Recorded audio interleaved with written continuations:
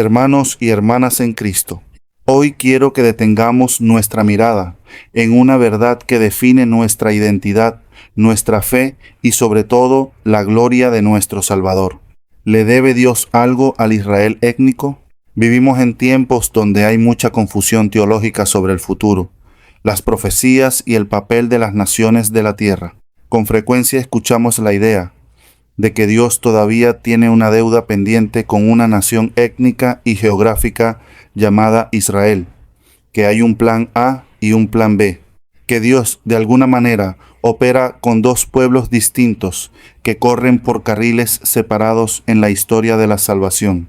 Pero hoy, a la luz de las Escrituras, debemos recordar una verdad fundamental. Dios no le debe nada a una nación étnica. Dios no tiene facturas pendientes con la carne ni con la sangre. ¿Por qué? Porque Dios ya pagó, canceló y cumplió absolutamente todo en la persona, la obra y la cruz de nuestro Señor Jesucristo. Pensar que Dios le debe algo a un grupo étnico en particular implica, de manera indirecta, que el sacrificio de Cristo en el Calvario fue incompleto.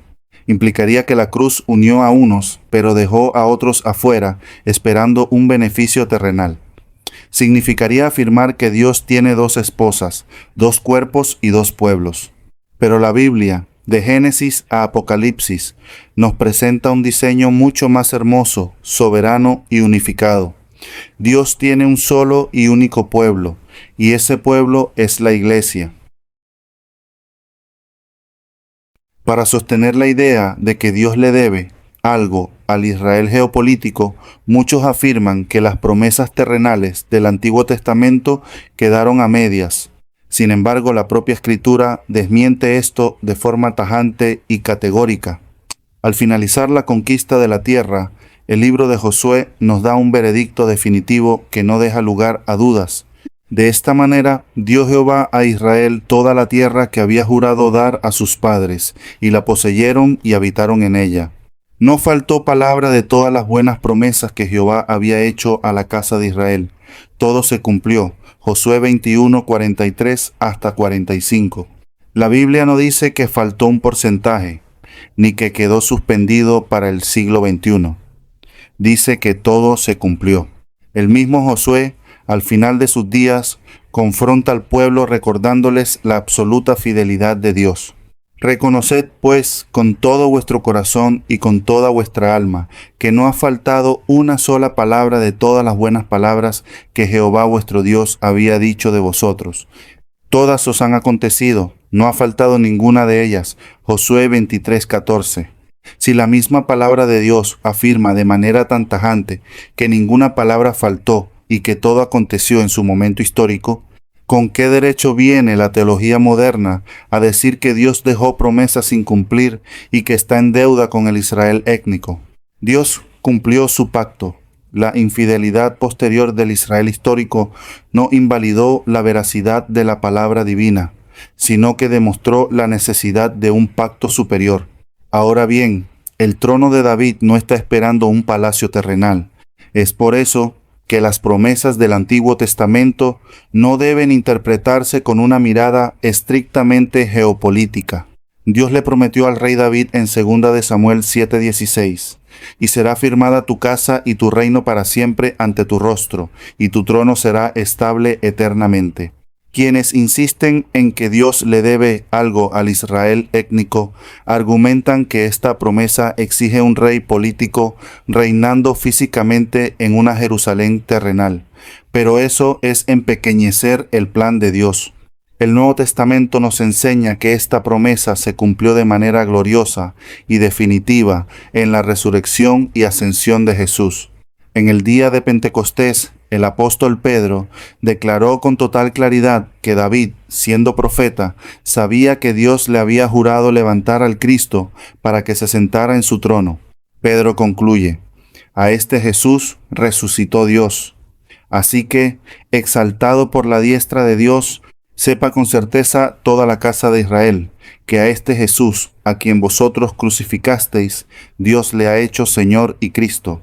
Hechos 2:32 al 36. El trono de David ya está ocupado. Jesús reina hoy desde la diestra del Padre sobre un reino espiritual y eterno que no conoce fronteras de sangre. El templo de Ezequiel y el peligro de la literalización.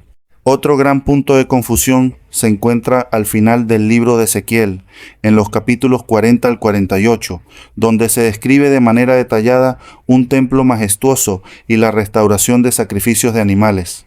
Hay quienes literalizan esta profecía y enseñan que es necesario que se construya un tercer templo de piedra en Jerusalén, para que se vuelvan a degollar corderos y machos cabríos. Hermanos, debemos ser categóricos y claros en esto. Enseñar que hace falta un tercer templo físico para restablecer sacrificios de animales es una blasfemia contra la obra de la cruz. ¿Cómo podemos volver a las sombras cuando ya tenemos la realidad? Hacer eso es pisotear la sangre del nuevo pacto. El libro de Hebreos 10:14 nos dice: porque con una sola ofrenda hizo perfectos para siempre a los santificados. Y en Hebreos 1:0-1:8 añade: pues donde hay remisión de estos pecados no hay más ofrenda por el pecado. Si alguien construye un templo físico en Jerusalén para ofrecer animales, no estará edificando algo santo. Estará levantando un monumento a la incredulidad, un rechazo explícito al sacrificio perfecto y definitivo de Jesús. El templo de Ezequiel no era un plano arquitectónico para el siglo XXI. Era una visión profética de la presencia gloriosa de Dios habitando en medio de su pueblo redimido. Hoy, el verdadero templo del Espíritu Santo eres tú, soy yo, es la iglesia. Primera de Corintios 3:16. Jesús mismo es el verdadero templo, el verdadero altar y el único sacrificio. La distorsión de las 70 semanas de Daniel. Esta misma urgencia por forzar un plan separado para el Israel étnico ha llevado a muchos sistemas teológicos como el dispensacionalismo a despedazar las profecías bíblicas. El ejemplo más claro lo vemos en Daniel 9 con la famosa profecía de las 70 semanas. La corriente popular enseña que entre la semana 69 y la semana 70 hay un paréntesis o una pausa invisible de más de 2000 años. Dicen que el reloj de Dios para Israel se detuvo y que la última semana, una supuesta gran tribulación de 7 años, quedó suspendida en el futuro lejano para meter allí a un anticristo apocalíptico. Hermanos, la Biblia jamás enseña semejante pausa de 2 milenios. Cuando Dios da una medida de tiempo en la profecía, el tiempo corre de manera continua. La semana 70 no está en nuestro futuro. Se cumplió cronológicamente en el siglo I.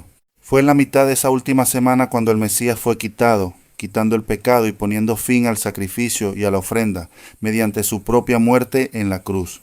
Quien confirma el pacto con muchos en Daniel 9 no es el anticristo, es Jesucristo.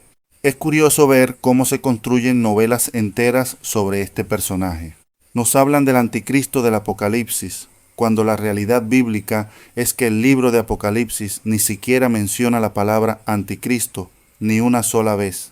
Ese término solo aparece en las cartas de Juan para describir a aquellos falsos maestros que ya en su época negaban que Jesús había venido en carne. Primera de Juan 2:18.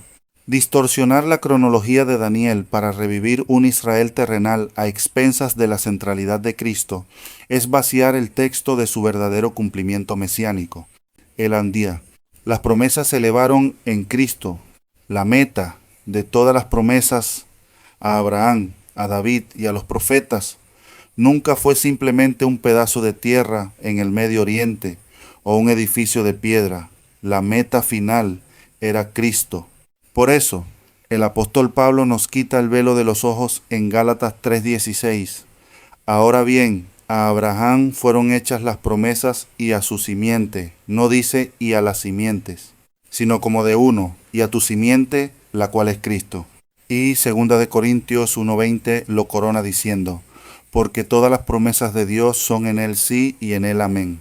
Si alguien busca el cumplimiento de las promesas divinas fuera de Jesús, está buscando en el lugar equivocado. Fuera de Cristo solo hay sombra, en Cristo está la realidad. Y 6. El derribamiento de la pared de separación. Si afirmamos que Dios trata con dos pueblos distintos debido a su origen étnico, estamos volviendo a levantar la pared que Jesús destruyó con su propio cuerpo. El apóstol Pablo confrontó esto directamente en Efesios 2:14 al 16. Porque Él es nuestra paz, que de ambos pueblos hizo uno, derribando la pared intermedia de separación, para edificar en sí mismo de los dos un solo y nuevo hombre, haciendo la paz, y mediante la cruz reconciliar con Dios a ambos en un solo cuerpo. El plan eterno de Dios nunca fue mantener una división eterna entre judíos y gentiles. El plan de Dios era tomar lo que estaba separado y mediante el poder de la cruz fundirlo en un solo y nuevo hombre. No hay dos pueblos, hay un solo cuerpo, una sola fe, un solo bautismo, un solo Dios y Padre de todos. Conclusión. La Iglesia es el verdadero pueblo de Dios. La identidad del pueblo de Dios nunca estuvo determinada por el ADN, sino por la fe. Hoy la Iglesia de Jesucristo, compuesta por hombres y mujeres de toda tribu, lengua, pueblo y nación, incluyendo a aquellos judíos que reconocen a Jesús como su Mesías, es el único y verdadero cumplimiento. Pedro utiliza los mismos títulos que Dios le dio al Israel del Antiguo Testamento y se los adjudica directamente a la Iglesia. Mas vosotros sois linaje escogido, real sacerdocio, nación santa, pueblo adquirido por Dios. Primera de Pedro 2:9. Hermanos, no somos un plan de contingencia. No somos un paréntesis en la historia mientras Dios vuelve a enfocarse en una nación geopolítica. La Iglesia es el diseño eterno de Dios. Es el Israel de Dios. Gálatas 6:16, el redil del único buen pastor. Nuestra ciudadanía está en los cielos. Nuestra herencia es incorruptible.